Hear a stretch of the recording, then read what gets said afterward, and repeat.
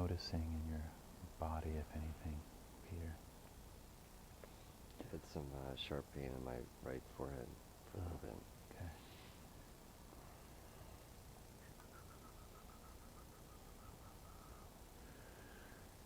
The weighing brought on some real lightness. Yeah.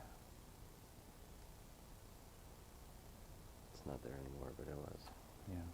Yeah. Just remember that as you feel things physically or you get visions or emotions, it's just the energy ringing a bell on the way out as the stone miqui digests and removes it from you. So the stone is doing a good job of removing what looks to me to be primarily a culmination or a buildup of little incidences that you judged yourself for, that you feel a little guilty for, engagements mostly with people. So we're releasing that. Okay, it was just your perception that you did something less than you would have preferred. But there are no victims. It was part of their script. You played the role. So we need to release those. So what I'm going to do is I'm going to be rattling. We're going to do the death rites. I'm going to send you on a journey. I'm going to place a cloth over you.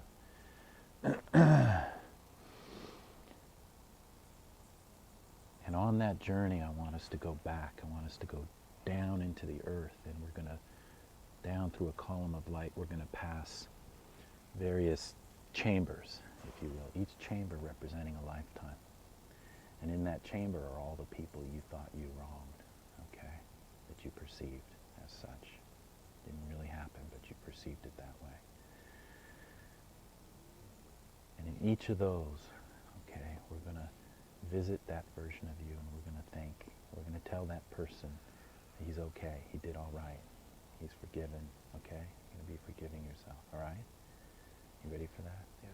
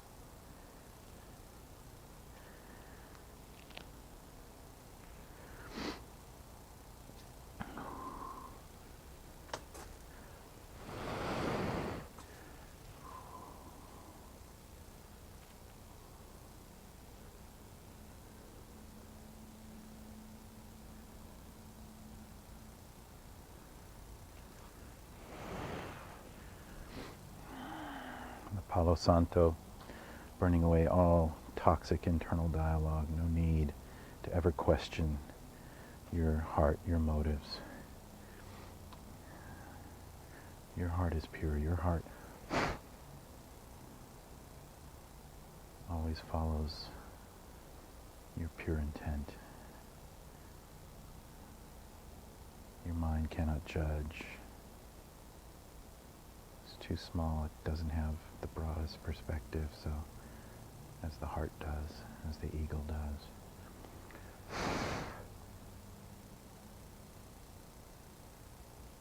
So let it trust and serve the feminine, your body, your heart, your gut.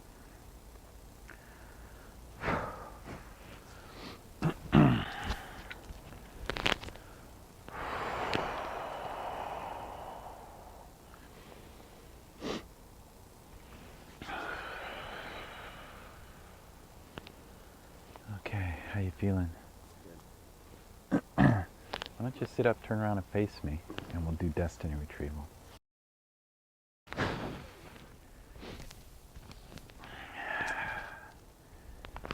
Okay. So now, you're looking left eye to left eye. So you're going to just stay focused on my left eye, okay? And I'm going to track the you going forward that has already experienced, okay, that unconditional abundance. Just like we talked about, where you're able to receive the resources you need, but you stay, your heart stays dominant, the feminine, okay? So that comes to you. So that doesn't matter where it comes from or where they're at, okay? So here we go.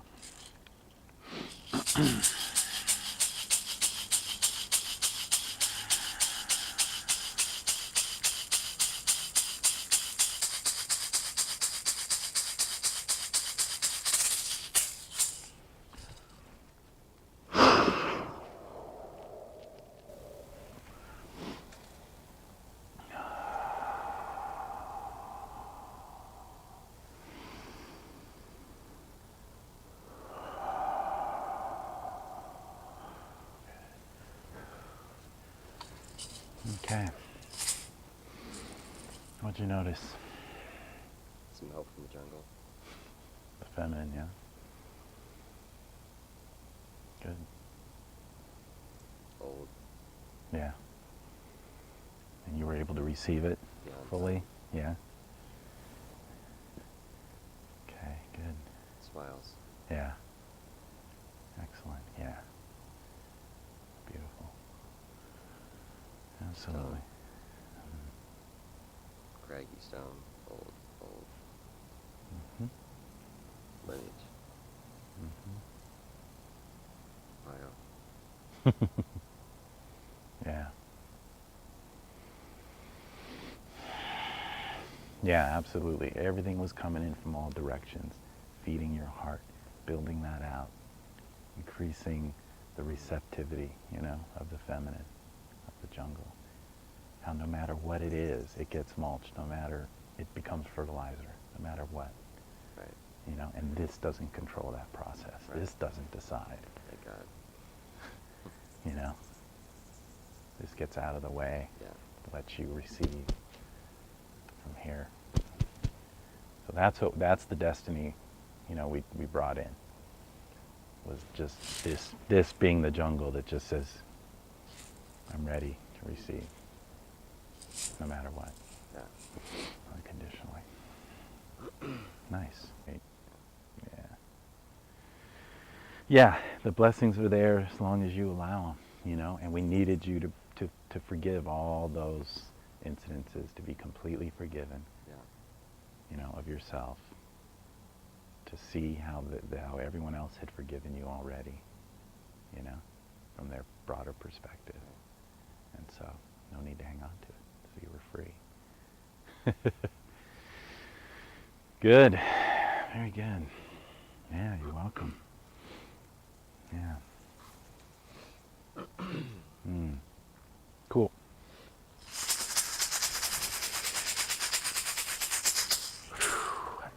Thank you, Mother. Otrongo. Chokachincha. Thank you. Siwa Kente. Yapa napakuna, yapa inkakuna, yapa maikakuna. Thank you.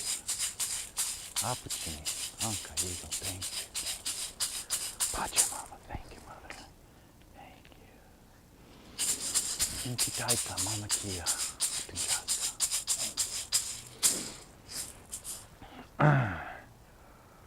All right. Good session. That was powerful. Very powerful. Whew. Forgiveness. Nice.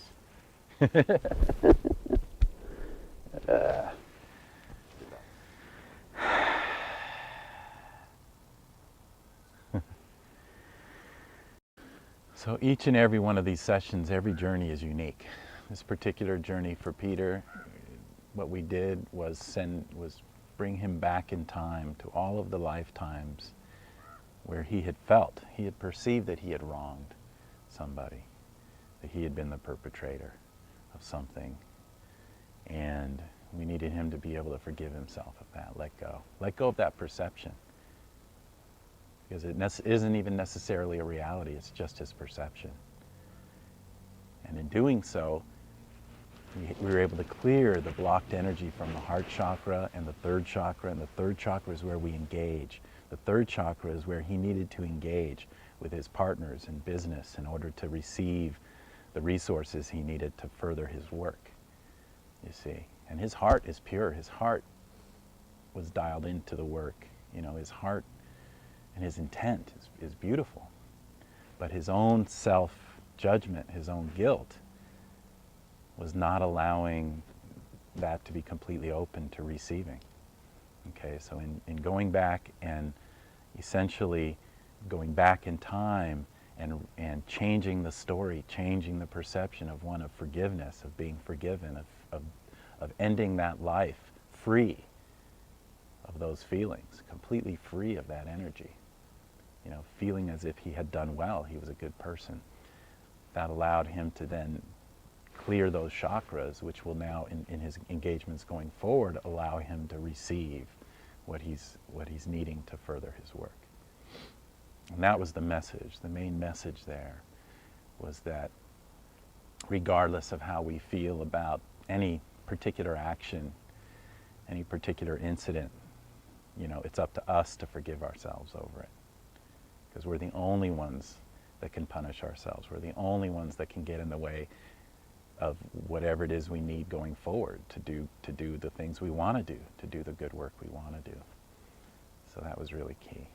And that was the journey. And in this particular session, this was, what we used for that journey was what we call the death rites, which is a very gentle way of actually helping someone's soul leave their body, as it does when we actually die, so that we can travel through time. So this is the applied quantum physics aspect of this, that we can actually go back in time and do these things, make these changes, you know. And then we brought him gently back in, and you saw me bringing in his body. You saw me using my breath, and we used the breath to transmit energy. So I was literally taking that soul part, and I traveled with him on this journey to each of those past lives. And each of those, we reclaimed his pure soul. We reclaimed that part of him that he had left there, you know, out of this sense of self-punishment, of guilt. And we reclaimed that pure childlike soul, essentially. And then gathered all of that up and literally blew that back into his chakras. And I blew the hummingbird as his power animal, as his reminder to allow himself to receive, allow himself to drink the nectar at each and every flower, whether or not he thought he did the right thing or not in the past. Because the world is still messy. He's still going to do things that he might feel bad about. People might react to negatively. But it's up to him to let go of it in that moment, instead of holding it like he did for so many lifetimes. And so by bringing the hummingbird into his third chakra, that energy is actually there. I mean, there's hummingbirds all over the place, making themselves very clearly known in the physical world that they're his power animal. But when we actually bring it in, it doesn't matter where he is. He can be in the middle of the city, but hummingbird's still there. And it's still there reminding him to you know, master that ability to receive, unconditionally. And so that was what we blew into there. We blew the soul parts into his heart chakra, the center of his soul, the core of his being, of his essential self. And then the gift we blew into his forehead. And this was about allowing his vision, his mind, to be in line with his heart. And that was the message at the end, which is, don't worry about your heart. Your heart's always pure. Your intent's always pure. It's only the mind that could decide otherwise. It's the internal dialogue that could decide that it's not or it is. But if this just follows in line and says, I don't really know. How do I know that this particular action, this thing that I'm doing today, is ultimately good or bad? How will I know a year from now, 10 years from now? So the mind just needs to fall in line with the heart, and that's exactly what has happened. Okay. And now he's like a kid. He's running around on his little skateboard. He's a 50-year-old man, and he's... So there's the hummingbird. That's what we're talking about. Playful.